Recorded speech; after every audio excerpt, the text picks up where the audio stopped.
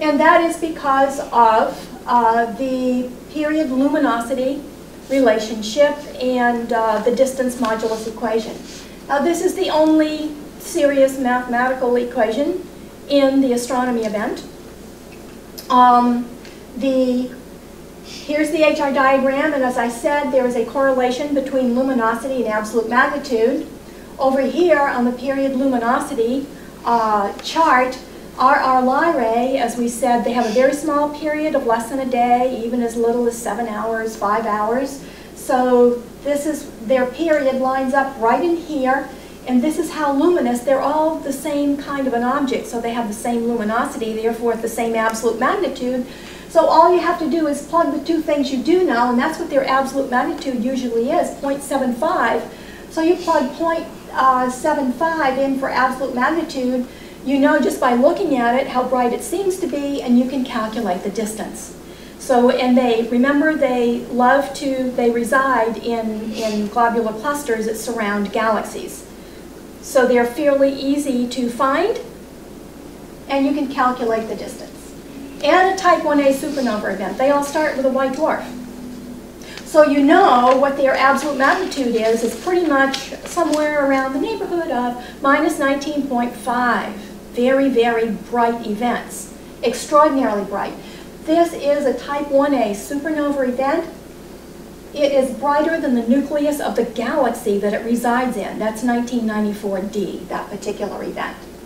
So, since that is the magnitude of the event, you know how bright it appears to be. Again, plug it into the distance modulus, and you know how far away that is.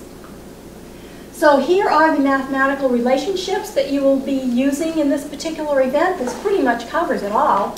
The distance modulus, if you don't have a graph to convert absolute magnitude to luminosity, Kepler's laws, of course, because we've got lots of binary and multiple systems here, and just the common physics relationships or physical science relationships, and don't forget the little stuff. The small angular formula, because everything we're using angular distances, angular views when we look out into space. Everything is a circle from us. You need to have these because I'm a former physics teacher. I love units. I like to have people have to give me an answer in a unit that I didn't start with. So understand one part, the relationship between parsecs, AUs, and light years and meters, and of course arc minutes and arc seconds. The inverse square law, you know, and don't forget the simple stuff. I asked a question once that I thought was just an absolute givesy for everybody. 2 people.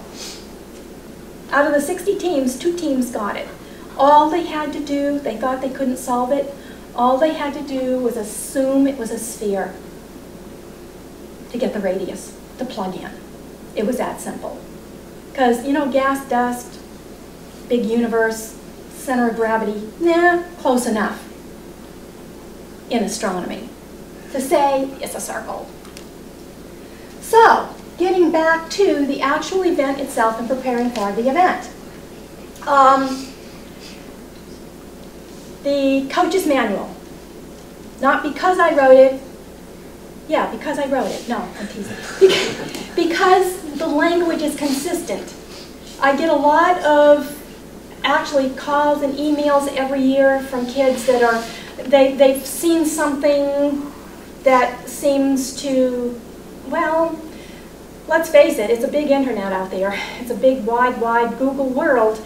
And you will find lots of information that's false, erroneous, misleading, outdated, confusing, and conflicting. So that's why you should stay away from the World Wide Web and stick to the resources I tell you, because the language will be consistent. What I call a dwarf star is not what someone else is going to call a dwarf star. Okay, you will find different terminologies, and scientists use different terminologies.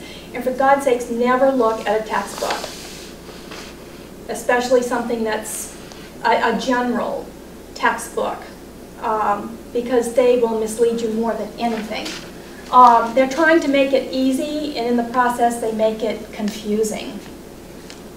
So, the coach's manual, and it was updated in 2010, is twice as long, has twice as much stuff on it.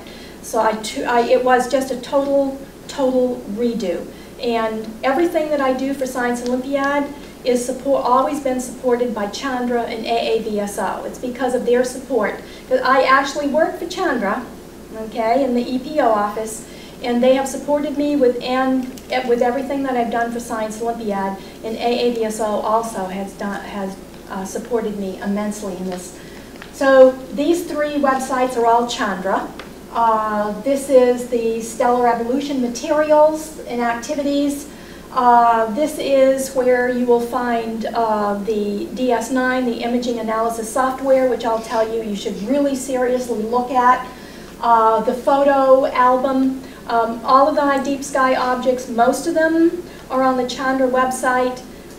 One of them you will find on the AAVSO website. Some of the others will be on the AAVSO website. And unless they're on those two websites, I would not go anywhere else for information about them, because they're either in one place or the other. Hubble also sometimes has information, but it's not as detailed. I think the Chandra and AAVSO websites are not too technical, but not too simple. I think they have a nice happy medium. So in the aavso.org website, because there's a lot of stuff there on variable stars, and some of the deep sky objects are on there also, especially if they have a variable star of the season archive. Myra is in there. Scorpy is there. I think CH Sig is there too. Not sure. If you insist, you can go to Hubble for some of the images, to get some of the optical images, and APOD. You cannot beat APOD, Astronomy Picture of the Day, and do a search for an object, because I do not, even though I fool people, I do not go out of my way to find some esoteric, never seen anywhere image of a deep sky object to try to trick you. Okay, these are where I get my images. From Chandra, AAVSO, Hubble, APOD.